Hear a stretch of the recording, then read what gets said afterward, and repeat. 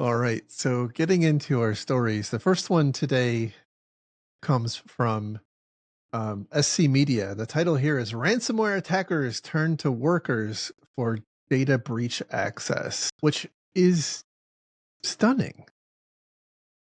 Um, I think in the ever evolving cat and mouse game, I was trying to think of the word arms race. Is a better term.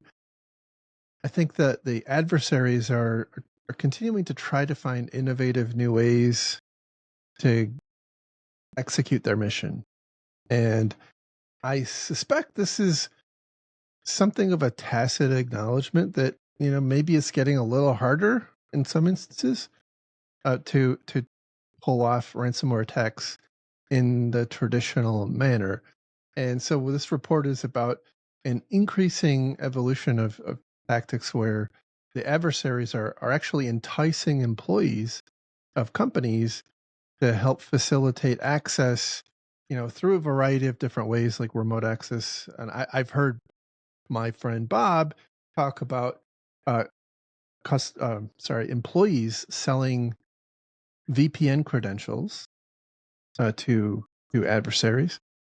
So I think there's quite a few different ways that this can materialize, but it's certainly something to be on the lookout for. And I think it's really difficult to defend against because a lot of times the employees, the way this is happening is it's looking like relatively legitimate access, using legitimate authorized credentials. And I suspect, there may be some opportunities to look at, impossible travel or something like that. But I think it's a novel tactic. It's going to be very difficult to defend against. Yeah, so as I read this, apparently, like when a ransomware actor either gets a foothold or maybe just straight up is doing some sort of random email, it's a couple different ways you could start, but they're basically telling the employee, hey, we'll pay you if you help us facilitate our crime here. We'll give you some money in some way, shape, or form, in theory. And it reminds me a little bit of, remember the Business Software Alliance ads for, is your employee pirating software? Yes. You can get a reward if you turn them in. Of course, that was, lawful-ish copyright civil case stuff. This is straight up crime.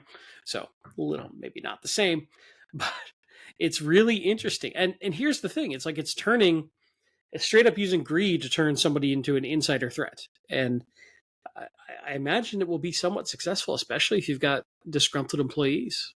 And now you've got this opportunity that shows up in front of them to say, hey, is it really going to hurt if I run this software that somebody wants me to run on my machine? And maybe I'll get a couple days off while they clean it up.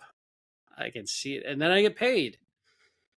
It could be bad mojo. I think that there's a certain amount of, sadly, employees who would be happy to harm their employer if they're disgruntled. Especially in the current climate, I have to say that we're probably maybe more likely to see people being apt to do this than we have been in the past.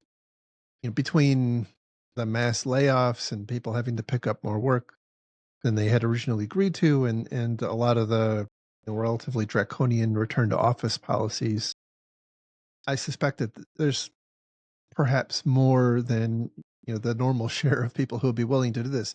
The one that gosh, has probably been 15 years ago.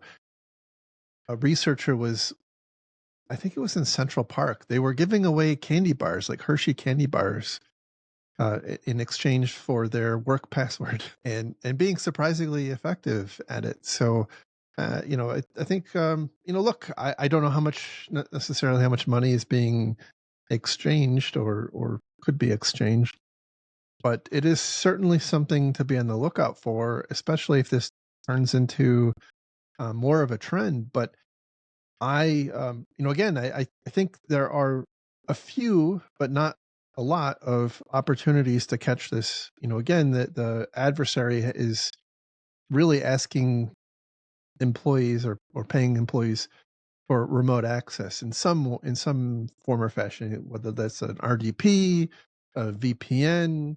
installing some sort of software. So, I would say a lot of the kind of the basics still come into play here, like looking for um, egress to known bad sites, looking for again impossible travel on VPNs, and for heaven's sake, not permitting RDP on your edge. And then Yeah. obviously lots of other sorts of less exciting controls like EDR, looking for reverse shells and that sort of stuff. Hmm.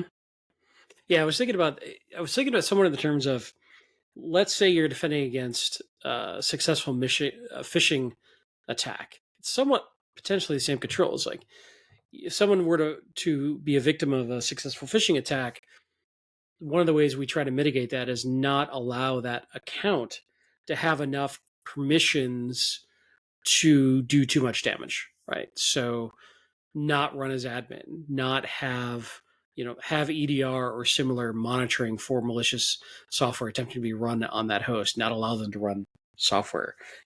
That sort of thing could be similar if what because one of the tactics in this article was, hey, here's a piece of malware I want you to run on your local host. So one avenue of that is, okay, how do I contain that like I would any other piece of malware run on one of my machines?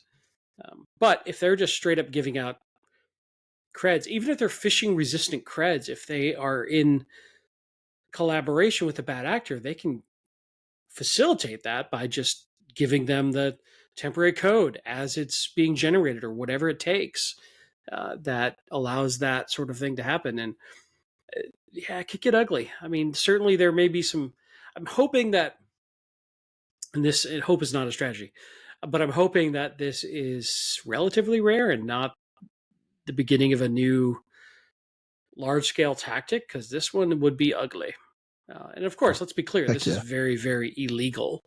If you're considering doing this, you will probably go to jail. So good luck. And you'll probably be found too. But this is it's not like anyway. I I I certainly would advise against this. There's better ways of making. Yes, but if you do it and you make a lot of money, feel free to donate to our Patreon. That's true. That's true. Feet pics sell pretty well, I've heard.